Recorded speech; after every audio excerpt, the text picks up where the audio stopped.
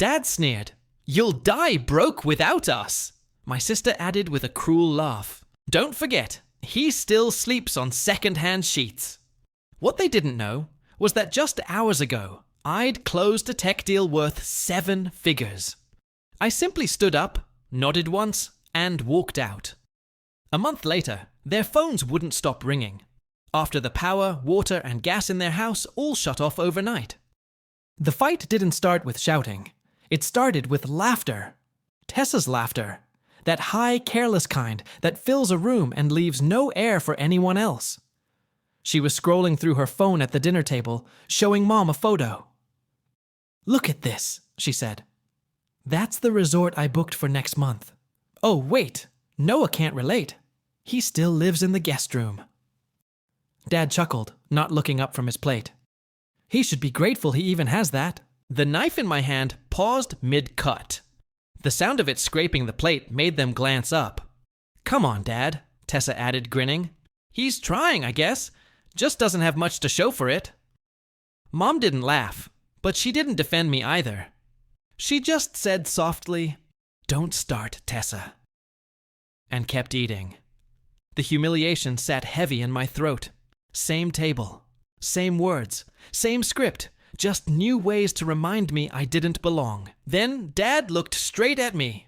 "You'll die broke without us," he said, smiling like it was a joke. And Tessa, without missing a beat, added, "Don't forget, he still sleeps on secondhand sheets." The laughter returned, but I didn't move, didn't blink. Because an hour ago, I'd closed a 7-figure tech deal, and they didn't know they were laughing at a man who'd already outgrown them. My name's Noah Vale, 26 years old, the quiet one in a family that never listens. They say I'm too sensitive, too serious. But maybe that's just what they call people they can't manipulate anymore. I've been paying for their comfort since I was 19, working nights, coding for strangers, sending home money while they told everyone I still hadn't figured life out. They used to tell me my silence was weakness. Now I realize it was protection. And the truth? I've been silent for years because I was waiting for the day I'd have something real to walk away with. Tonight might be that day. Family members introduced. Dad, Richard Vale, 58, ex-football coach who quit when his team stopped winning. He still talks like every argument's a locker room speech. When he gets angry, the vein on his temple pulses like a clock that's running out of patience. Mom, Elaine Vale, 54, soft-spoken until she isn't. She has this way of crying in the middle of fights, turning every apology into an obligation. Tessa, my sister, 23, the family's favorite echo. She's never had to earn anything, but she knows how to make it sound like she deserves it. "Don't play the victim, Noah," Tessa said, snapping me out of my thoughts. "You're the one who took from Dad's account." My jaw clenched. "That's my account," I said. Her eyes rolled like I'd said something absurd. "Grandpa left it to Dad. Everyone knows that." Dad didn't deny it. He just took another sip of beer. The silence after that was louder than shouting. It started small. Dad borrowing from my savings. Mom using my name for credit card applications. All justified in the name of family. But tonight, the mask slipped.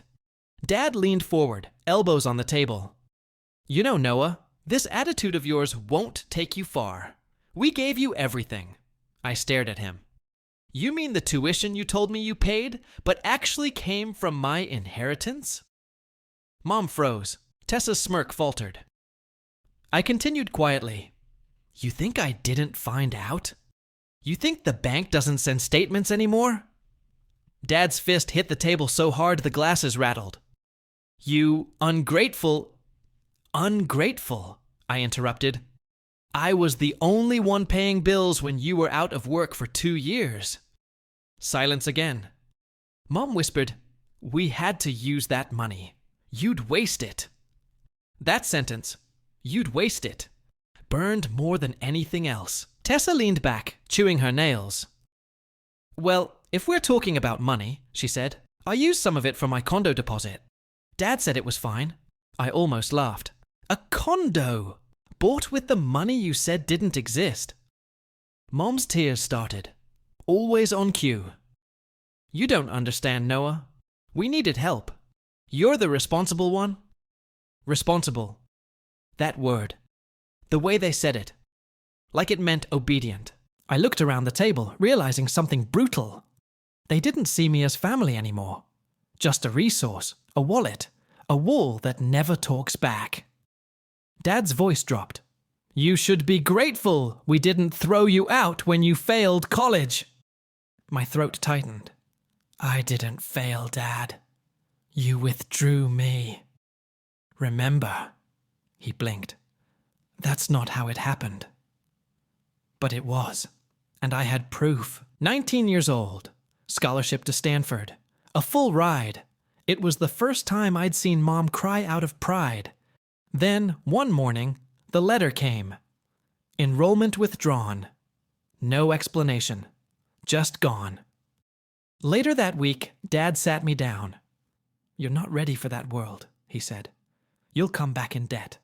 Help us out here for a while instead. That while turned into 5 years. 5 years of missing chances, while Tessa went to private college, paid with the savings they swore we didn't have. That's when I learned what betrayal sounds like. It doesn't shout, it whispers in your own last name. I looked at them now, the 3 faces that built my silence. You want to know what's funny? I said quietly. They looked up. I knew everything. The accounts, the lies, the fake withdrawals, even the sale of Grandpa's stocks in my name. Tessa paled. You? What? I took out my phone, pressed play. Their voices filled the room. Tessa. He'll never find out. We'll say he's bad with numbers. Mom. Good. He's too soft to confront us anyway. Dad stood up, red in the face. You recorded us? No, I said, pocketing the phone. I protected myself. The room cracked open with silence. They finally looked at me like I wasn't background noise anymore. But something they should have feared years ago. Mom's voice trembled. Noah, please, we can fix this. We didn't mean... Stop, I said softly. I'd spent years begging to be heard. Now, every word I spoke landed heavy. I gave you all my silence, I said. Tonight, I give you the truth. Tessa slammed her chair back. You're sick. You're ruining everything. No, I said. I'm ending it. Dad's hands were shaking. You can't just walk out. We're family. I smiled faintly. Then maybe you should have treated me like one. The night air outside felt different. It didn't smell like burnt food or regret. Just rain.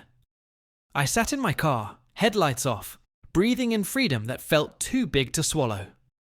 My phone buzzed. Email. Tech deal closed. 7 figures. I looked back at the house. The lights flickered inside. Maybe a fuse, maybe fate. Next morning, the power, water, and gas all shut off. Not revenge. Just paperwork. They'd been living under my name for years. For once, they'd have to stand on their own. A month later, I drove past that same house. The lawn was uncut, the curtains drawn. Tessa's car was gone. Dad's truck sat flat on one tire. I didn't feel anger, just distance. Some wounds don't close, they just stop bleeding. I found a small apartment by the coast. Quiet, warm. Mine. Every time I cooked dinner, I made just enough for one. And it felt right. I whispered one night, I forgive you, but I won't come back. And that was the most honest prayer I've ever said. If your family ever made you feel small for doing your best, this story was for you. Tell me below, if you were Noah, would you forgive, or would you finally walk away? If his story hit you, hit like. It tells us we're not alone. Subscribe for more real stories about silence, betrayal, and the peace that follows.